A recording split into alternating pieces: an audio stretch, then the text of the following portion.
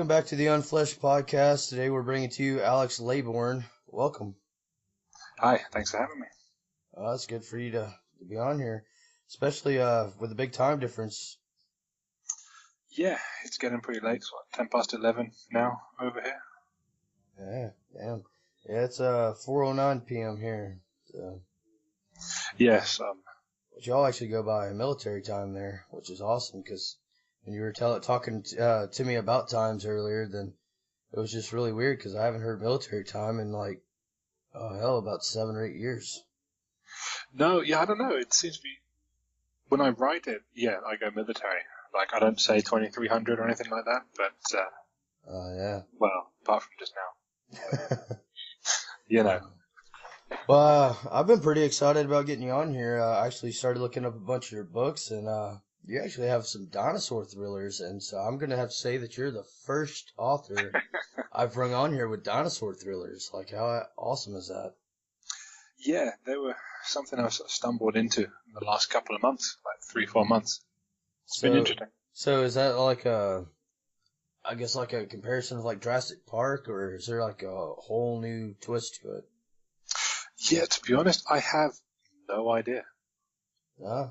I really don't. No, I was invited to co-write the first dinosaur book like 3 months ago. And it was just after the Jurassic World had come out. So, well, it probably is a bit of an uplift from that with the genre. But looking around on Amazon, there's like shitloads of dinosaur books out there that I just didn't even realize. Yeah, I was talking to a publishing company the other day, and they actually had a few dinosaur horror thrillers, and I was just like, wow, dude. Like, I don't know, I guess Jurassic Park back in, oh shit, when was that, like 90? Like 97, something like that? Yeah, 96, 97. Yeah. I think it was Michael Crichton. Yep. And, yeah, I really haven't seen anything of the genre, like, since. And that's like one of the first books that I actually bought and actually like read it all the way through. And I mean, shit, I was like a little kid back then, and that book's massive compared to what I was used to reading. But well, yeah, and back then dinosaurs were, when you're a kid, dinosaurs were always good.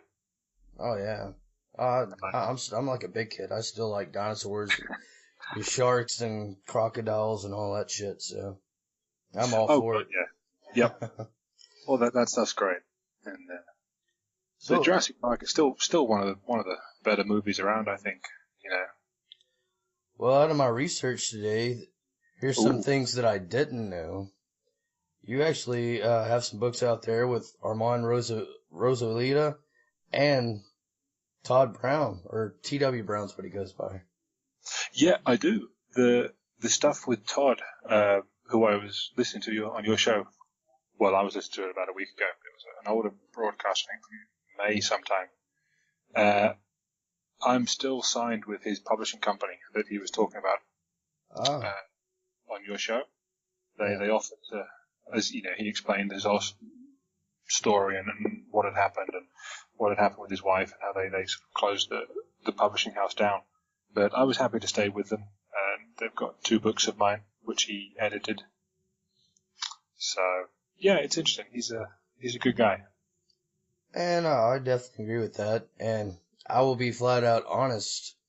And we did clear it up on the show, but and I don't actually know if it made the cut into the actual published show, but I actually thought he was an asshole whenever I first started like trying to talk to him, because somebody had came to me and was saying, that I don't remember what question it was, but I had a question. I was really trying to figure it out, and they were like, hey, you need to talk to Todd Brown.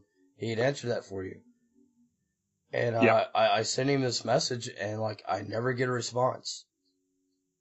And then, oh man, it was like, oh shit, like a year later or something. Like I get a message from off his profile, and it was asking me to do something for him, and I was just like, well, wait a minute, how does this work? But yeah, I didn't know he actually did not run it. No, he's not on Facebook a lot at all. Yeah. So, which is cool. I mean, I'm a very busy guy as well, so I definitely understand. And after actually getting to sit down and talk with him, I've actually, shot him some messages on Skype, and and things like that. And yeah, he's a pretty cool guy, and I definitely think that he's somebody that people judge by the cover more than Definitely. by what's on the inside of it. So Yeah, and it's definitely some backlash. I've had it as well. People see me publish the books. I had a few people coming to me, and it's like, well, whatever happened, it's his wife's publishing company anyway. Yeah, he edited my books. definitely, Like, and yeah, I don't know, and that's like I explained. I've been in situations where I've been blamed for shit. Fortunately, on my end, I was able to prove my innocence of it. But I definitely know what it's like being in those shoes, and it's pretty rough. But yeah, I can imagine. I definitely did not know that you were published through him. I just saw where you actually had worked with him on a couple of books. Yeah, no, he edited my actually the first two novels I published, Highway to Hell, and then its sequel. They picked them up and they did quite well. Well, hell yeah. Those did actually look interesting, but I think the one that caught my eye the most is this Diaries of the Damned. Yeah, that was like, well, up until now, it's pretty much my only zombie sort of book that I've written. I kind of didn't shy away from it or anything like that, but it wasn't ever necessarily something I had in my mind to go write a zombie book. But it sort of came to me, and I don't want to sort of limit myself. I just kind of write whatever comes along. And yeah, it started off as one thing, and it sort of evolved into something completely different, as they often do. And it went well. Yeah, I've said that a few times now, but I really like the way it turned out. And it's had a bit of a storied history in terms of who's had it. Had a couple of dodgy relationships with a couple of publishers. So it was originally published as 9 chapter books. So each chapter was a different character's perspective, and then each one was its own short story, like 10, 15,000 words. And then put together, all 9 told a different story. Well, that's pretty cool. And go ahead. no, so I was going to say, so it started off like that. I self-published it, then it got picked up by a publisher, and they brought it out. We had a big falling out over reasons of ethics, all sorts of other crap like that. So I left, got the book back, self-published it again, got picked up by another publisher, another small press who turned out to be even more unethical than the first lot. And we ended up having a blazing row for quite some time. So eventually I left them and took everything back again. And I sort of left it unpublished for a little while, put it back out there, and then the dinosaur story came along, got picked up by, contracted to Seven Press over in Australia, and then they offered to take Diaries off my hands again. And it seems to be thriving with them, which is nice. Oh yeah. From my understanding, there's actually a lot of uprising authors from Australia getting into the zombie field. Yeah, there's a few. I've got a few friends who are based out there, and one in New Zealand as well. Two of them write zombie stuff, and the others, yeah, they write, I say, a bit of everything. They're horror writers, but much like me and a few of the other guys I know, they're not sort of one-trick ponies, so to speak. They write a bit of everything. Yeah. And that's like me. I typically stay in the horror thriller genre, but yeah, you might get one for about serial killers this week, and a couple months down the line, you might get something over zombies, or you might get something, over some new age monster. I mean, there's no telling. No, exactly. Write whatever comes along. Oh yeah, well, let's see here. You got which one was it? It was the Musings of Hideous Mind, I think, is the one that you had that was with several authors, correct? No, the Musings of Hideous Mind was a collection of my short stories that was published with, again, one of these presses that I had such a disagreement with, which it's currently not published anymore. It's been re-edited and repackaged. I want to bring it out, hopefully toward the end of the year, beginning of next year again. The one I wrote with multiple authors, I suppose the best one and the most recent one, was Children of the Grave, which was one Armand Rosamilia was in as well. Oh. Which is a really nice story. Came to me just at the right point in time. Kind of saved me in many ways. Was that an anthology, or was that like just a collaboration? Do you remember I remember reading one when I was a kid just over and over again, these fantastic sort of choose your own adventure kind of stories, where you just got to sort of pick what happened next and jump to a certain page to carry on reading. And it's one of those, basically, put together by Joe Meinhardt, who runs Crystal Lake Publications. Oh, I've talked to him. Yeah, I've interviewed him for my blog once. He's a really, really nice guy and doing some really good things with his publishing house. And he came to me and asked if I wanted to be involved in a project he was working on. And it was something he'd been working on for years. It was just this story that he wanted to write, and I think he said sort of during the launch as well that he wanted to write it, just couldn't sort of figure it all out, so opened it up and brought some other guys in, and he wrote the introduction, and basically the other 5 of us each write a different ending, so you can just pick how you want the story to go, and that's whose story you get. Awesome. That is pretty awesome. I've always wanted to do one of those. I was actually talking about doing one of those this year, and I ended up doing the Devil Station instead.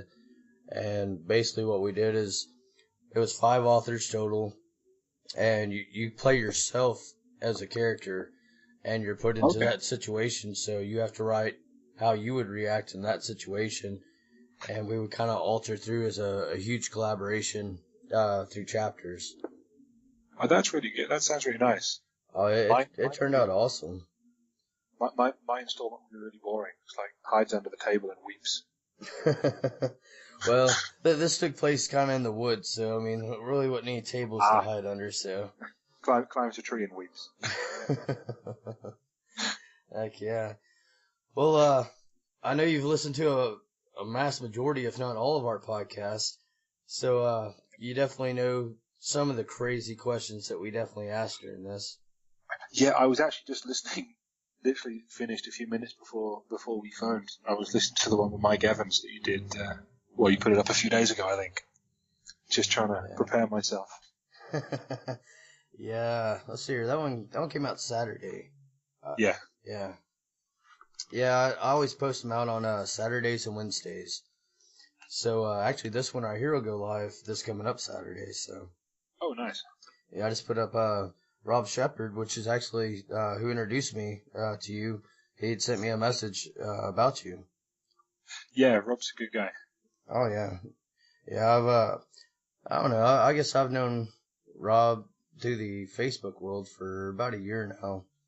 He's a good guy, and he's a really funny guy too. Yeah, no, he really is, and because he was the first guest as well, right, on this show. He was, but. I'm trying to go back and redo some of these, just kind of here and there. And that way we're also still getting new authors on here all the time. But when we first started out, we had really shitty equipment and all that. So, I mean, I had to go get me, my snowball mic, and I had to go get me a new headset and all this other stuff. So, I mean, you can actually start hearing clear. So. Yeah, definitely. It's a good setup you've got there. See the mic and everything. Oh yeah, yeah. It took me forever to figure out how to mount that damn thing. There's like no good place for it. I don't know. Oh, that's why your kids, they can stand there and hold it for you. It's fine. Oh yeah, my kids couldn't be still for 5 minutes, man. No, neither. Mine couldn't do that all put together throughout the day. Yeah. So, what's one question that you're never asked, but if you were asked, would better answer a question about you? Yeah, I was thinking about this. Like, I've been thinking about it ever since we first started talking about maybe I might be coming on the show. This was the one question that was ringing in my mind. And it's always the what would reveal more about you part that kind of always throws me off. I mean, one question I'm never asked is pretty, like, Do you want to go out with me, or do you want to go for dinner? That sort of stuff. Don't head out very often. But what would reveal more about me? I think the only one that I came up with this afternoon, because I'm kind of open. I'm pretty much an open book online and everywhere. On my blog, I sort of rant and scream about personal things quite often. But I think the one that I've never asked is, what's that one book you'll never write? And I mean it insofar as it was something Stephen King said in an interview I was listening to some months ago. And it rang true with me and a few other friends as well. Like, we all seem to have this one book idea in our heads that we just can't work out. This one idea that we can't let go of, but we also can't seem to make work at the same time. So I think that would be the question. What's the one book you know you'll never write? Well, you should definitely know the next question is the answer for that one. Yeah, no, I've got it straight away. And people listening will probably come up with thousands of different connections. I've gone through so many and I just cannot make any of them stick for the life of me. But it's a story about a guy who's basically, his house is burning down and he's just sitting inside. And he's like an agoraphobiac, so he doesn't, he's got this fear of going outside, which is what's kept him in this house for the last 15, 20 years, something like that. Never goes outside. But the house is burning down around him, and he's just faced with this decision of facing his fears and going outside, or burning to death, basically. And I had the story planned out. He goes outside eventually, but the pressure is too much. He can't take it. He runs back in and burns. But I could never find that one thing that actually kept him in the house that long. I went through kids, or maybe his family, maybe he lost his wife and kids. He was tied to the house emotionally as well as because of his fears. I could just never find something that would actually stick or got the words flying. There's certain people out there that fear people themselves. Yeah, exactly, and that's one of the other things I've bandied around. Just because he went outside, and of course all the neighbours are out there staring at the house fire, and all start whispering, "Oh, there he is!" We never see him, and the whispers start up, and it just gets too much for him, and he charges back in again. It was a story that I didn't want to make a short story. I wanted it to be a proper novel sort of thing, and for some reason it always escapes me. Sounds like a nightmare. Definitely sounds like something I would dream up or something. I don't know. So what's one thing that you absolutely love about your fans, yet one thing that you absolutely hate about your fans? I think the one thing I love is that they're all really supportive of anything I do, everything I say. They're always they've always got your back and ready to sort of stand behind you. The bad thing is they're all just in my head. I think all my fans are just made up. I don't think many people even know much about me or my books really. I've not been doing it too long. But no, I've got a group of guys, a group of people who not like we kind of all have each other's backs in many ways. You kind of form these friendships, groups online, especially with Facebook and Twitter and all of this now.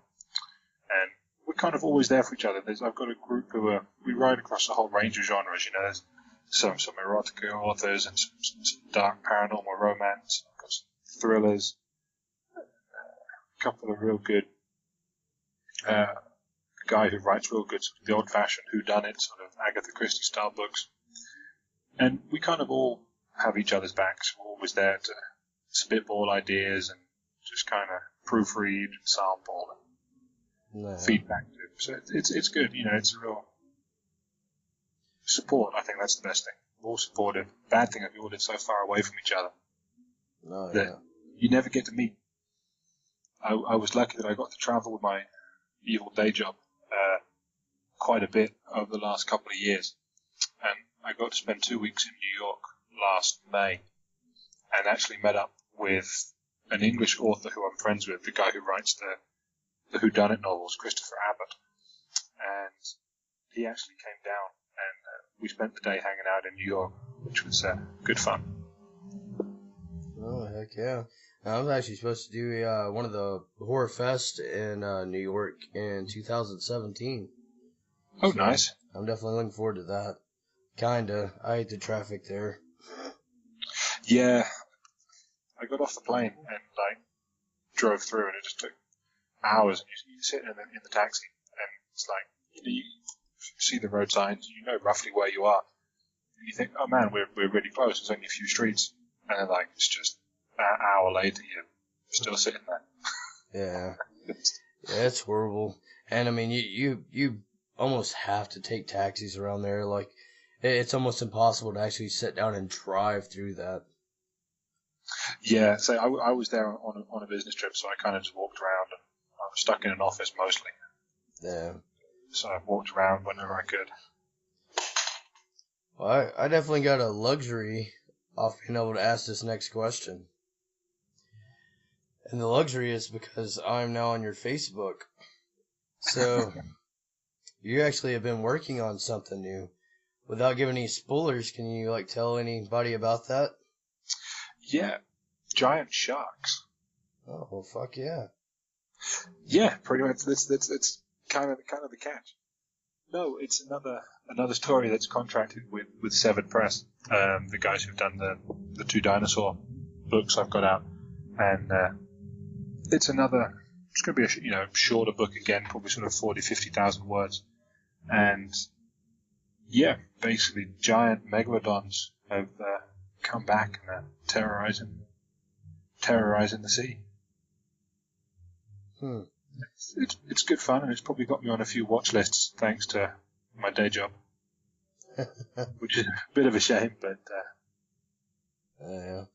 Well, I'll tell you what, I've always made jokes, the FBI probably keeps a very good look at all my stuff because, with everything I Googled for research over my books, I'm really shocked that they haven't just come and put me in a full-blown investigation so far. I'm exactly the same. We went through I do a lot of my stuff on, I have a laptop from my day job. That's kind of my main PC as well. So, I can take it home. They're really relaxed with that sort of stuff. So I do all my research and everything on here as well. Last year we got the company I work for. We were this sort of privately owned company. Two managing directors were sitting with us. We got bought by Boeing. So of course everything changed. We got incredibly bureaucratic. Had to have meetings about everything, signs up all over the office telling us to hold the handrails while we go down the stairs because nobody knows how they have to do that. And we had this one talk with a woman, and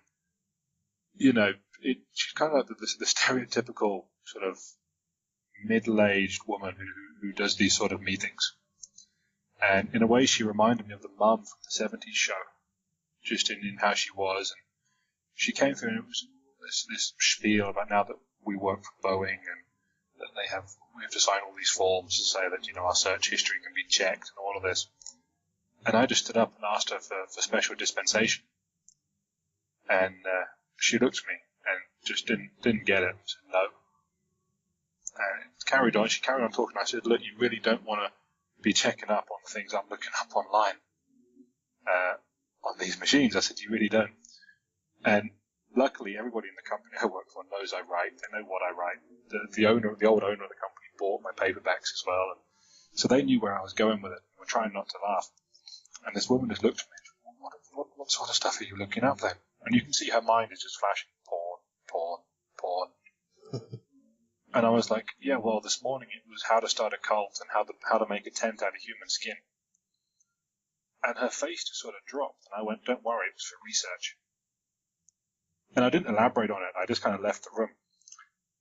And she just sort of melted down. She didn't really know what to say or how to respond. Sort of stood there with her mouth open a little bit. Luckily, everybody else played along as well, so nobody laughed or gave the game away. But she didn't really hang around to talk to me after that. I wouldn't imagine so. I guess that would be kind of crazy for someone that doesn't know what you're doing and hears something like that. Well, exactly, and she just got off like a flight from Seattle as well. She'd landed that morning, so she was kind of jet lagged. I just kind of hit her with it. So what's one of the biggest things that people think that they know about your subject genre, but it isn't so? I think it's probably just the general misconception that horror is about blood and guts. So many people just assume that horror is about blood and gore, and that's sort of the end of it. And I think it's also Hollywood has a lot to blame, or has a large portion of blame to take for this as well. Because if you look at so many of the horror movies that have been made today, it's just kind of formulaic nonsense. Where get a bunch of people, kill a few people, throw some blood around, big-breasted women, and that sort of makes a horror movie nowadays, which it's kind of soul-destroying when you see it all. But I think the biggest thing is, people think it's just blood, guts, and gore, and they don't appreciate that there's not only a different depths to horror and different levels, but also quite a degree of subtlety that can be used as well. Suggestion and... I would definitely say nudity's been in horror since the beginning. It has, but not as the driving force necessarily. Whereas a lot of modern movies seem to rely on it. Yeah, as far as the gore factor, that's definitely a new age thing, and to me it takes away from the shock values.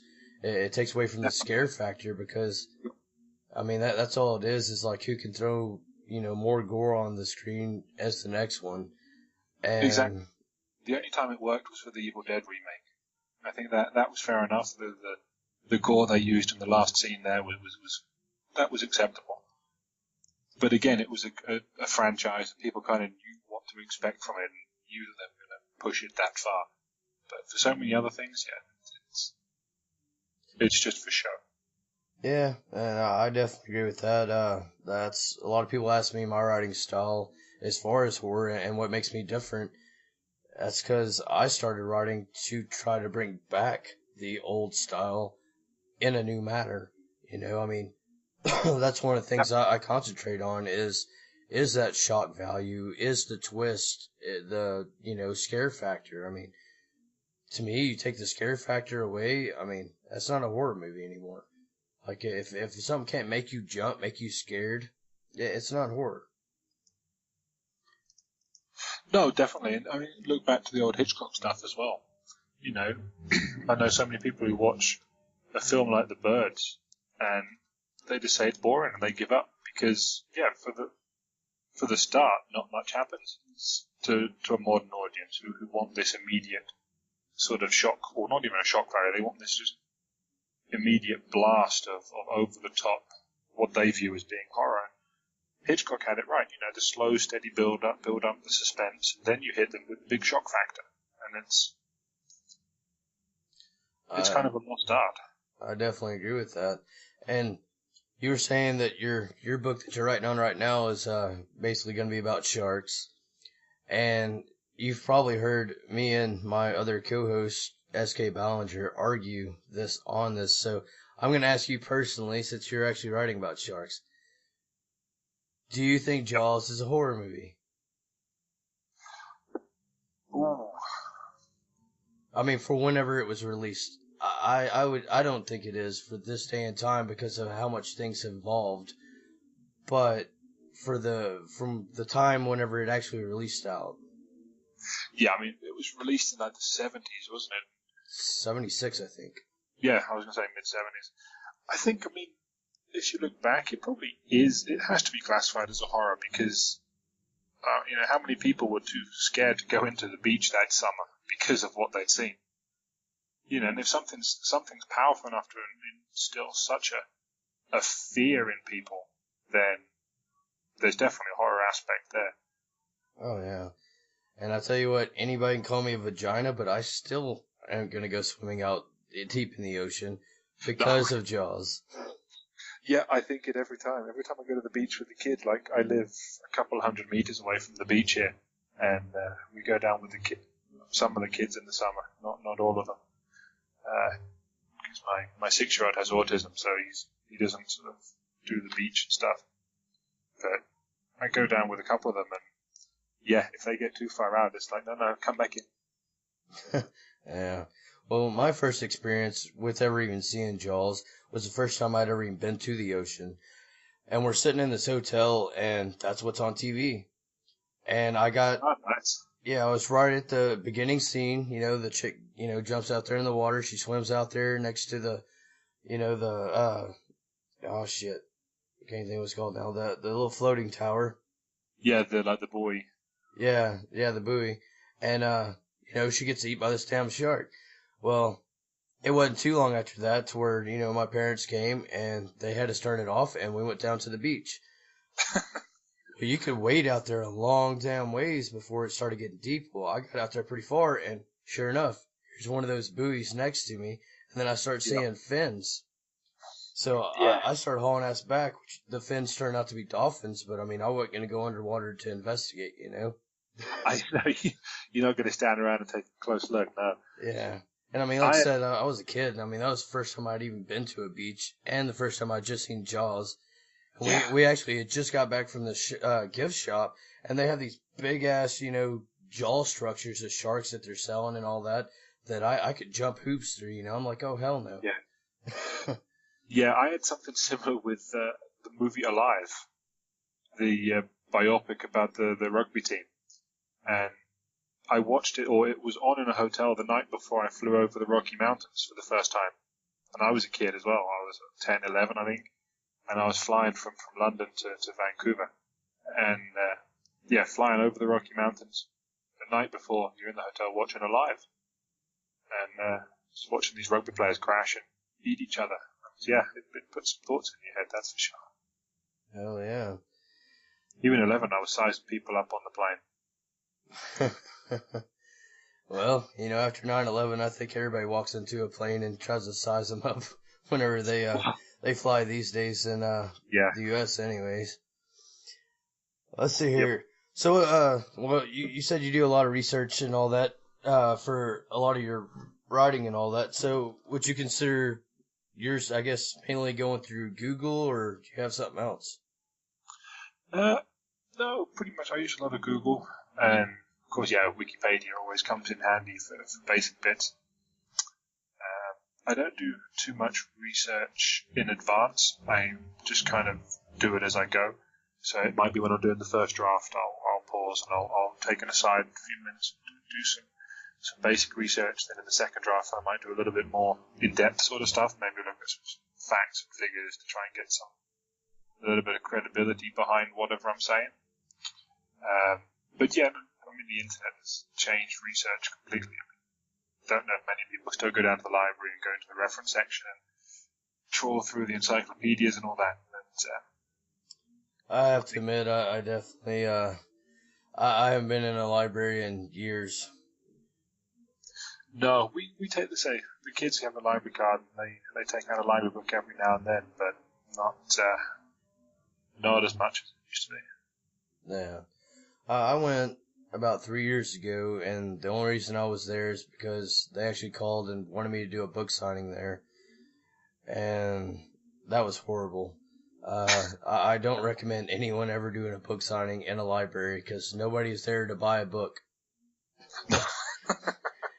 So no, it's definitely not a good route to take. No, with the personal appearances, that's something I never sort of get much of an opportunity for, living in a non-English speaking country, in a really small town that's kind of far away from anything. Being invited to actually go and sign something isn't going to happen very often. Yeah. So how long have you been writing for?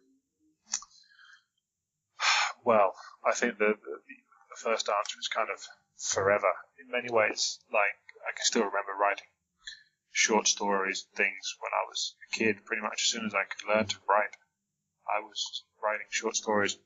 I remember writing one that I remember writing it. I can't remember if it was.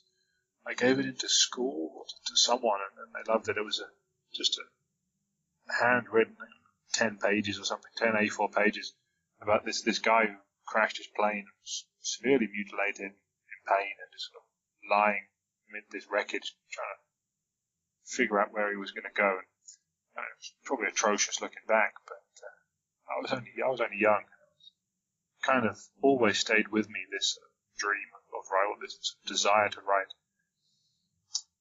And I was then probably, I think I was 15 or 16, and I was on holiday with a friend of mine, a school friend in Spain, and his family had this sort of holiday place there.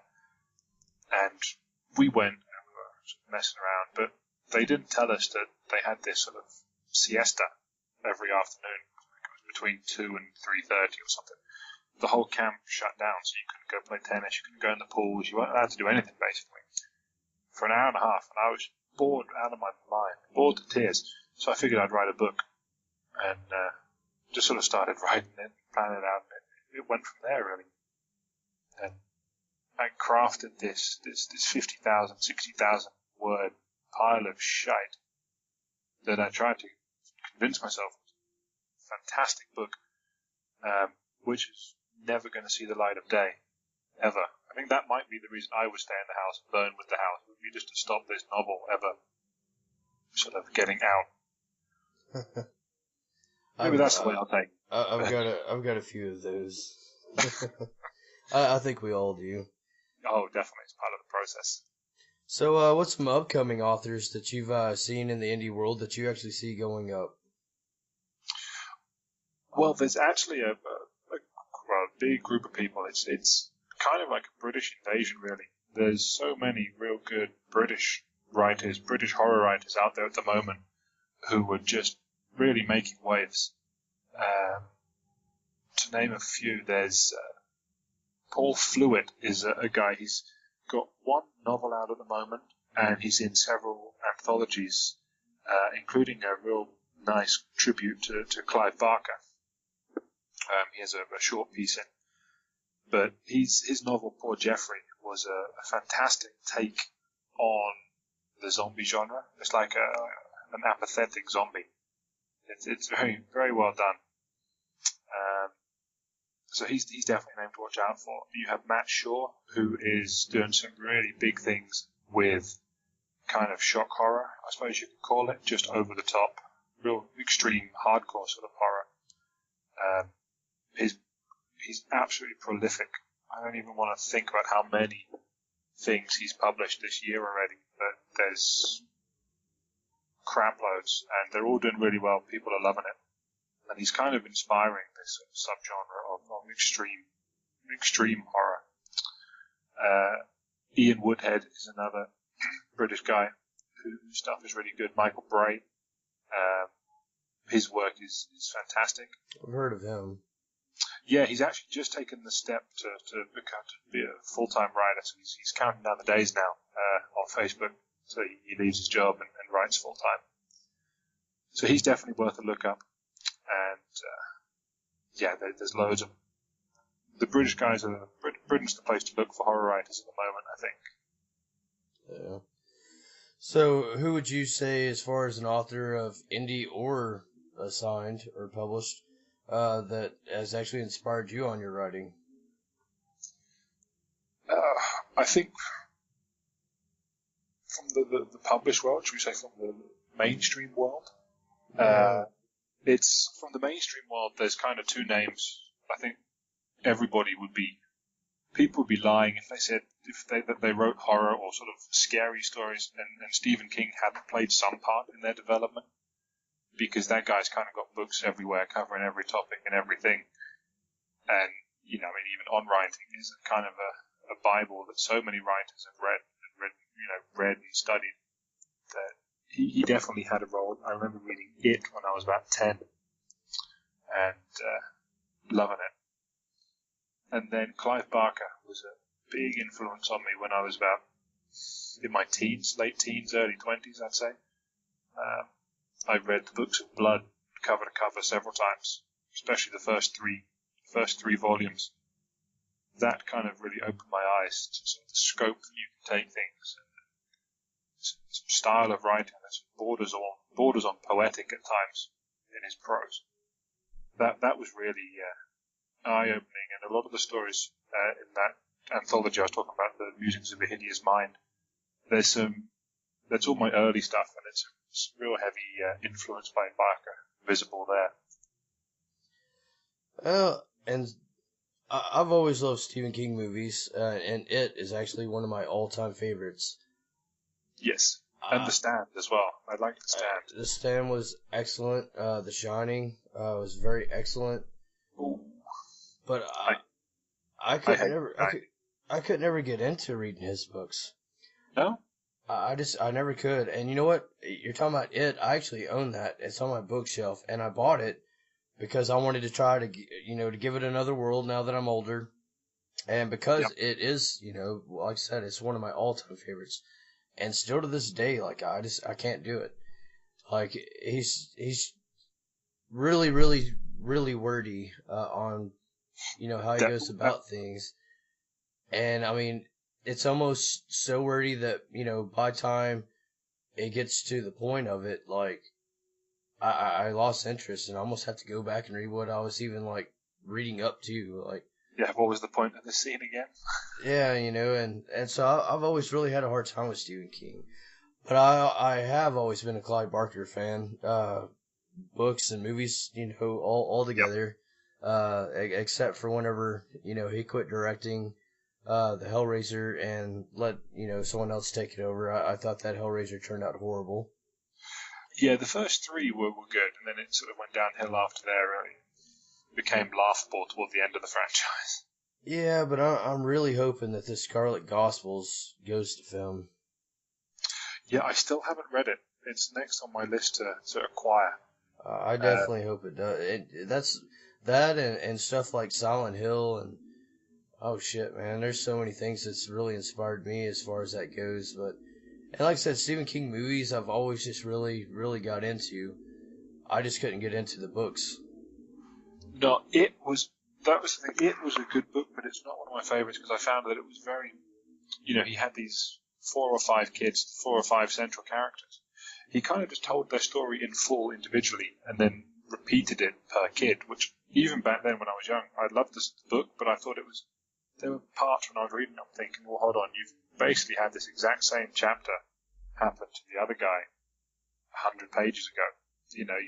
They're somewhere alone, they're stalked, they see the clown, and it talks to them. It's like, it's just 100 pages and it's repeated for 5 of them, and it's like, yeah. Yeah. Well, and I have not fully given up on him. I actually have a friend and a fan, and they're sending me the Dark Tower series. That was good. The Dark Tower I liked. Oh, see, I have not read that, and everybody I've talked to says that that's one of those you just have to read. So that they're right there. She's already mailed it off. I'm just waiting for it to get here, and I'm going to be checking that out. And I can't wait because I would love to say, that I've read something of Stephen King's that I was actually able to go from start to finish and enjoyed. Like, yeah, I don't know. Yeah. I think my absolute favorite King was a short story called Survivor Type. Yeah, I never read it.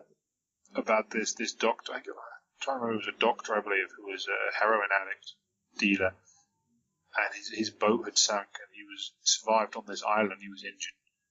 Basically, it's just him on this desert island with his heroin, and he keeps himself doped up and eats himself as the story goes on. He just eats more and more of himself until it kind of just finishes with the fact that he has to eat his last hand, so he can't write anymore. And it was.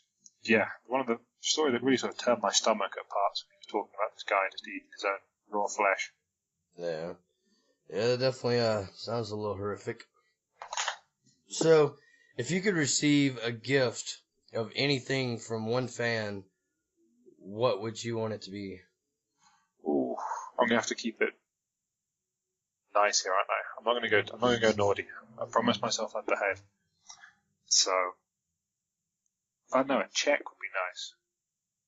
I've got some bills to pay. If someone wants to send me a real big check, that'd be good. They could fill it in, or I could fill it in for them. That would work also. Well, if someone ever sent me a blank check, then they'd probably be in some trouble. That'd be nice. If they were a real fan, maybe they could show some dedication. Take a picture of me sleeping or something, and then send that to me as a surprise. Something that shows they cared and they put in the effort to stand out as a fan. Yeah. Oh.